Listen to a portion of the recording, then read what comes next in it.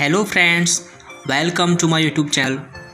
આજે આપણે ધોરણ 7માં અંગ્રેજી વિષયના unit 1 we need smile any activity 4 અને 5 વિશે ચર્ચા કરવા જઈ રહ્યા છીએ.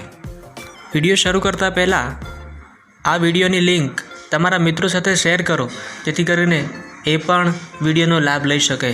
આમ એકલા જોવું સારું ન કહેવાય. તો વિડીયોની લિંકને શેર કરો અને ચેનલને સબસ્ક્રાઈબ કરો, જેથી કરીને બીજા નવા વિડીયો તમારા સુધી પહોંચતા રહે. તો ચાલો વિડીયોની શરૂઆત કરીએ છીએ. આપણે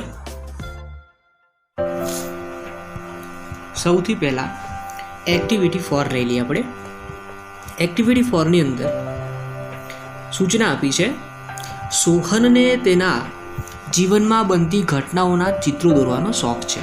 તો અહીંયા સોહન નામનો એક છોકરો છે અને એને ચિત્રો દોરવાનો શોખ છે. પણ કેવા?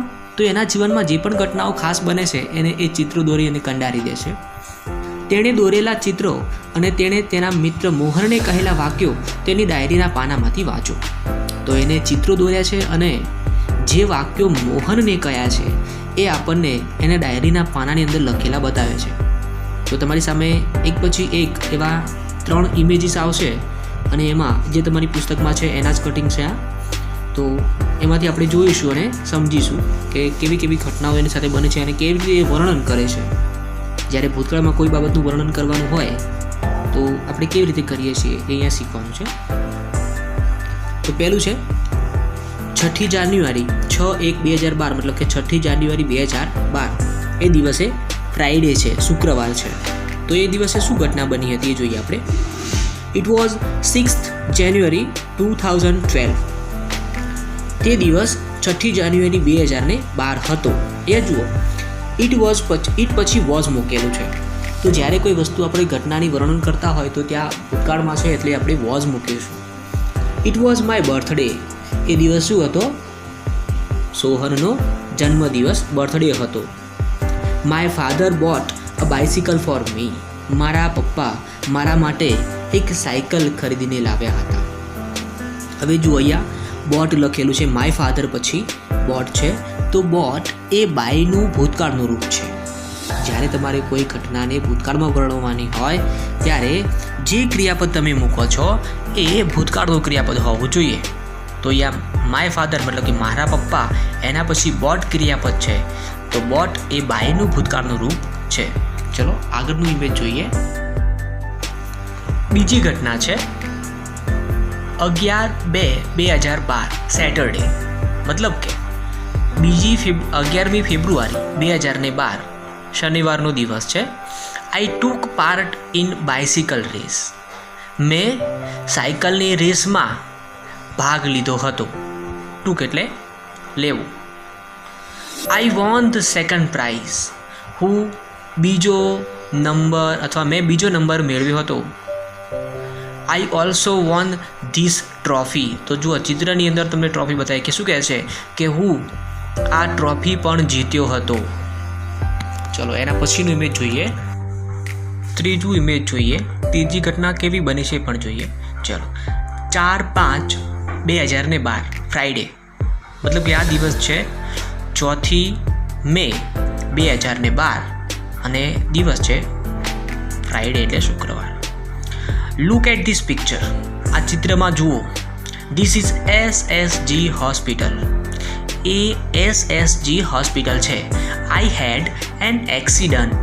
મને અકસ્માત થયો હતો. I was in the hospital for 3 days. હું 3 દિવસ સુધી હોસ્પિટલમાં હતો. તો જુઓ, કોઈ ઘટના ભૂતકાળમાં પૂરી થઈ ગઈ છે એવું દર્શાવવા માટે અહીંયા આઈ કરતાં પછી હેડ એવું સહાયક ક્રિયાપદ મૂકેલું છે. તો જ્યારે કોઈ ઘટના પૂરી થઈ ગઈ છે એવું દર્શાવવા માટે હેડ તમારે મૂકવું પડે છે. તો જે સોહનની 3 ઘટનાઓ છે એમાં તમને ખબર પડી હશે. તો ચાલો હવે પછી આપણે એક્ટિવિટી 5 જોઈશું. ચલો, smile in the mirror. Mirror એટલે અરીસો. અરીસામાં સ્માઇલ, એનો પાર્ટ 1. તો ચાલો પાઠની શરૂઆત કરીએ.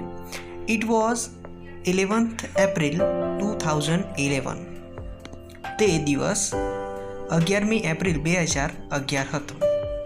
It was Tejaswini's 12th birthday. એ તેજસ્વીનીનો 12મો જન્મદિવસ હતો. Her father gifted her a beautiful bicycle. Her father એટલે એના પપ્પા, ગિફ્ટેડ એટલે ભેટ આપી હતી, હર અ બ્યુટીફુલ બાઇસિકલ એક સુંદર મજાની સાયકલ. મતલબ કે એના પપ્પાએ એ દિવસે એને એક સુંદર સાયકલ ભેટમાં આપી હતી. It was a unique bike. અને આ સાયકલ કેવી હતી? તો એક પ્રકારનું બાઇક હોય. યુનિક એટલે કે એવી વસ્તુ કે જે બીજે ક્યાંય ના હોય એવી. બ્લુ ઇન કલર, વાદળી કલર એનો, અ સોફ્ટ સીટ, એને સુવાળી કોમળ સીટ, અ લિટલ બેલ એક નાની ઘંટડી, એન્ડ રિયર વ્યૂ મિરર અને અરીસો મતલબ કે પાછળ જોવાનો જે દર્પણ આવે છે એ. વેન તેજસ્વીની શો હર બાઇસિકલ, જ્યારે તેજસ્વીનીએ એની સાયકલ જોઈ, શી સેડ, એણે કહ્યું વાવ. એને શું કહ્યું? વાવ. શી ફેલ્ટ પ્રાઉડ, એને બહુ જ ગર્વની લાગણી અનુભવી.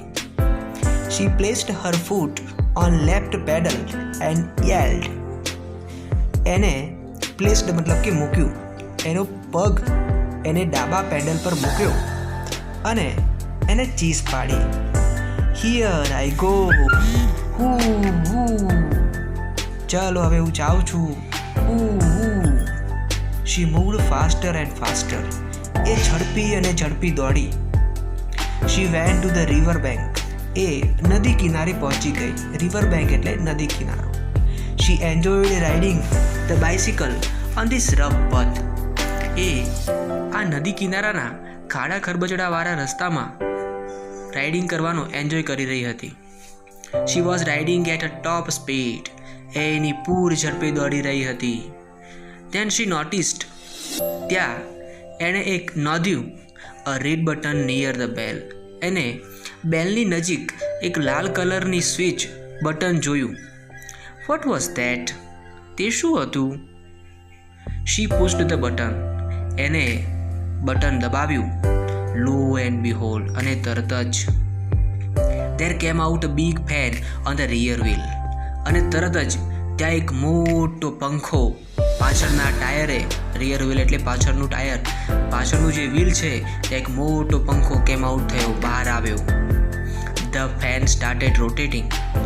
ફેન જે છે પંખો રોટેટિંગ થવા લાગ્યો, ફરવા લાગ્યો. બ્રૂમ બ્રૂમ બ્રૂમ બ્રૂમ કરતો પંખો ફરવા લાગ્યો.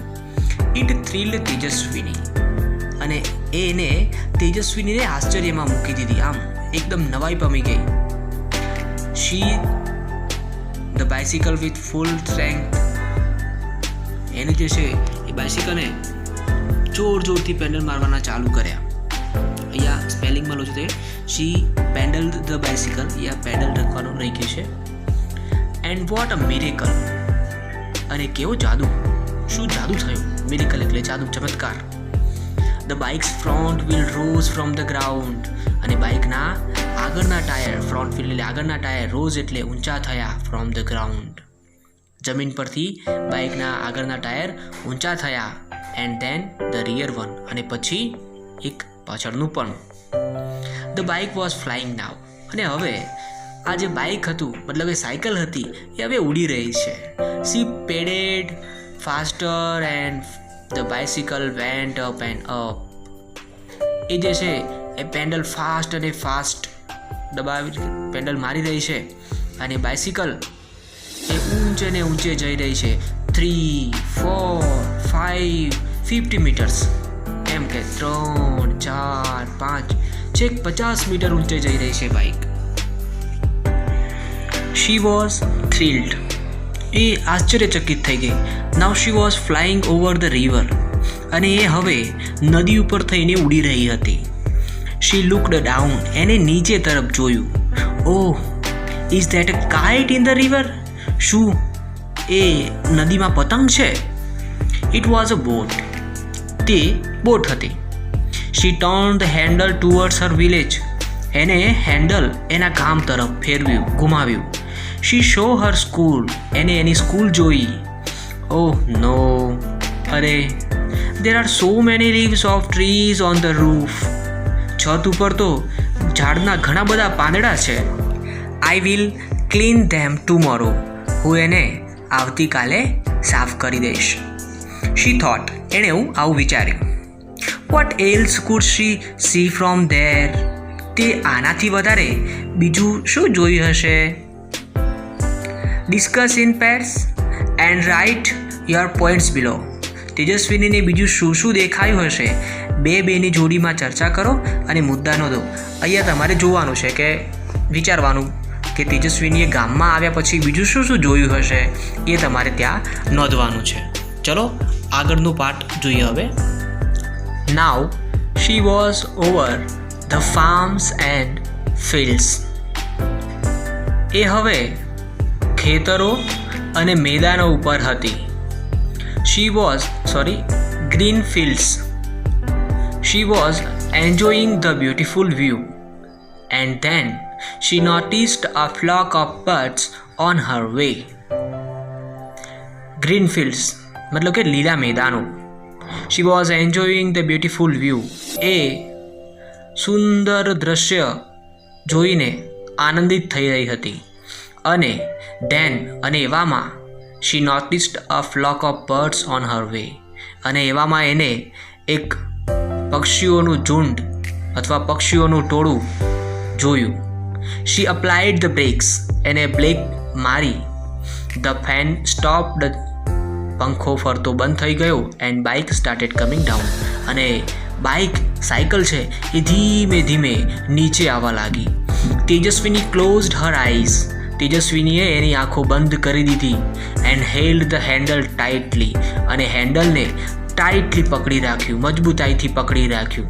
બટ વિધિન સેકન્ડ્સ, પણ થોડીક જ સેકન્ડોમાં ધડમ ધડમ કરતો અવાજ આવ્યો. શી ક્રાઇડ આઉટ, અને એ બૂમ પાડી, રડી પડી. ઓ મા એમ કરીને એને બૂમ પાડી. શી ઓપન્ડ હર આઈઝ, એને એની આંખો ખોલી. ઓહ માય ગોડ, અરે ભગવાન, ઇટ વોઝ અ ડ્રીમ, એ સપનું હતું. શી ગોટ અપ, તેણીની ઊભી થઈ. વોશ્ડ હર ફેસ, એનો ચહેરો ધોઈ નાખ્યો.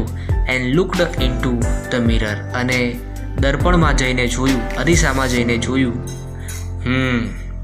It was a dream this time, but it will not be a dream four ever.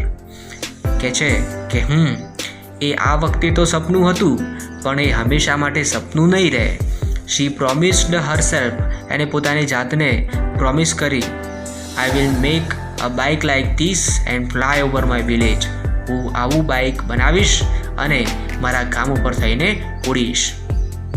She smiled at herself in the mirror, અને એને પોતાની જાતને અરીસાની અંદર સ્માઇલ આપી. તો અહીંયા આપણે smile in the mirror unit 5 complete પૂરો થાય છે. મને આશા છે કે વિડીયોમાં તમને સમજણ પડી હશે. જો વિડીયો ગમ્યો હોય તો વિડીયોને લાઈક કરો, અને જે હજી ઘણા મિત્રો જેવા છે કે જેમને ચેનલને સબસ્ક્રાઈબ નથી કરી, તો પ્લીઝ ચેનલને સબસ્ક્રાઈબ કરો, જેથી કરીને મને પણ નવા વિડીયો બનાવવા માટેનું પ્રોત્સાહન મળી રહે.